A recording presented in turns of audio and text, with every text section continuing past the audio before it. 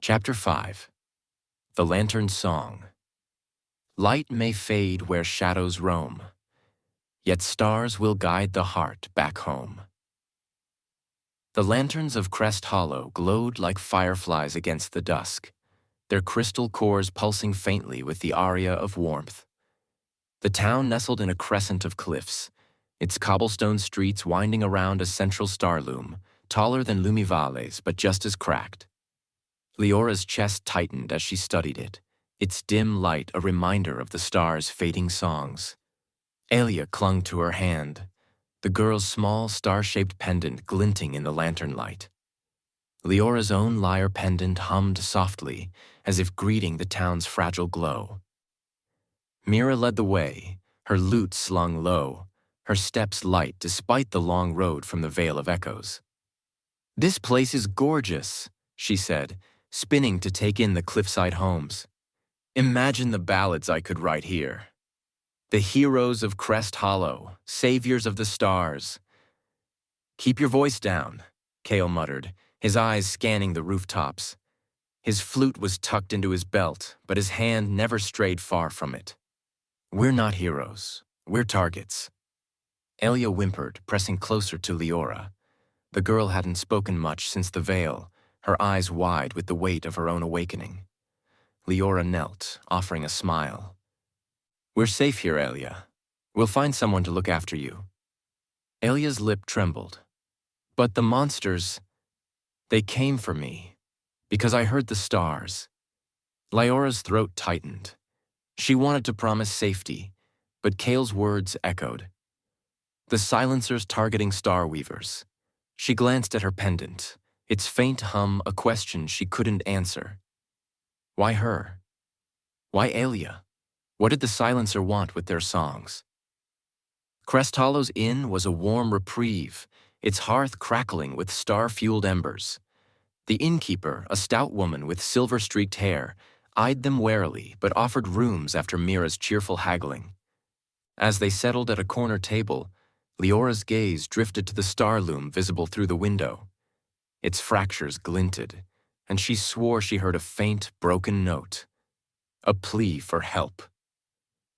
"We need a plan," Kale said, his voice low as he tore into a loaf of bread. "The silencer's moving faster. That star loom won't last a week." Mira leaned forward, her eyes bright. "Then we fix it. Leora's magic worked in the grove. She and Aelia could—" "No," Kale cut in. "Fixing a star loom takes more than a novice's song. The Celestine Spire is our goal. It's the only place with enough power to stop the silence." Leora's fingers tightened around her mug. "But we can't just leave Crest Hollow like this. These people need their star loom. Without it, they'll lose everything." Kale's eyes were hard. "That's what's at stake for all of Auralis. You can't save every town, Songbird." "Don't call her that," Mira snapped, but Liora barely heard. Kale's words stung, but they weren't wrong. She was a seamstress, not a savior. Yet the memory of her shield in the Vale, the way her song had held the null at bay, burned in her chest. She wasn't powerless. Not anymore. Aelia tugged her sleeve. "Can you teach me?" she whispered. "To sing like you?" Liora hesitated, her own doubts mirrored in Aelia's wide eyes. "I'm still learning myself," she admitted. "But we'll figure it out together, okay?" Before Aelia could reply, the inn's door slammed open. A man staggered in, his cloak torn, his face pale. "The star loom," he gasped. It's failing." The room erupted into murmurs.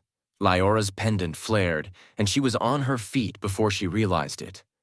Kale cursed under his breath, grabbing his flute, while Mira slung her lute over her shoulder. They pushed through the crowd, Aelia trailing behind, and reached the town square. The star loom flickered, its light pulsing erratically, like a heart skipping beats. Shadows writhed at its base, not nulls but something worse.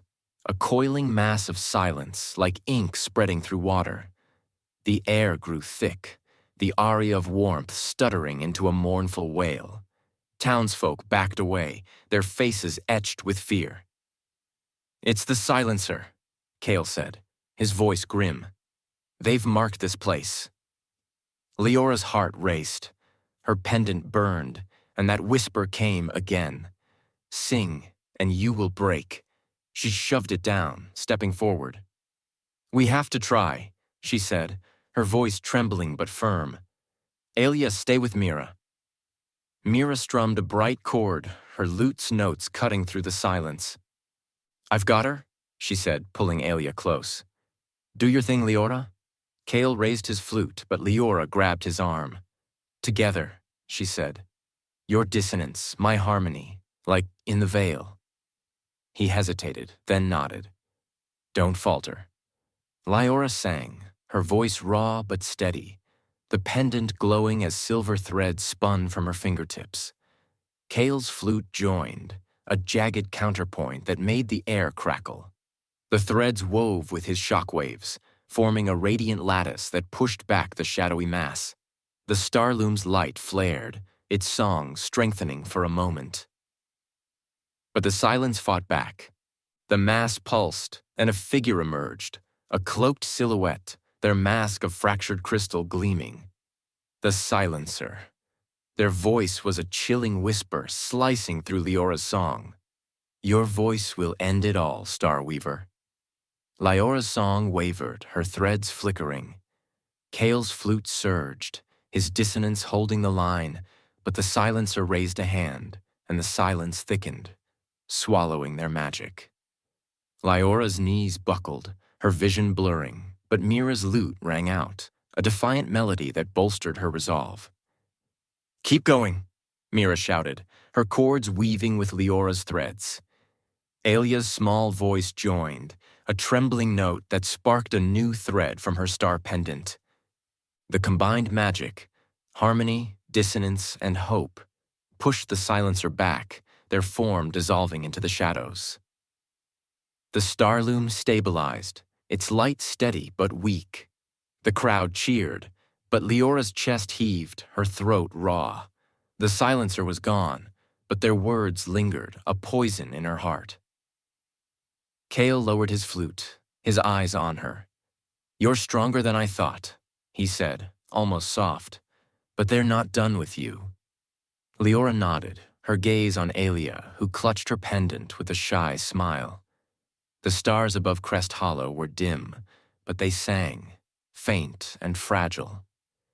Leora's own song was growing, and with it, a fire she hadn't known she carried. The silencer could whisper all they wanted. She would sing louder.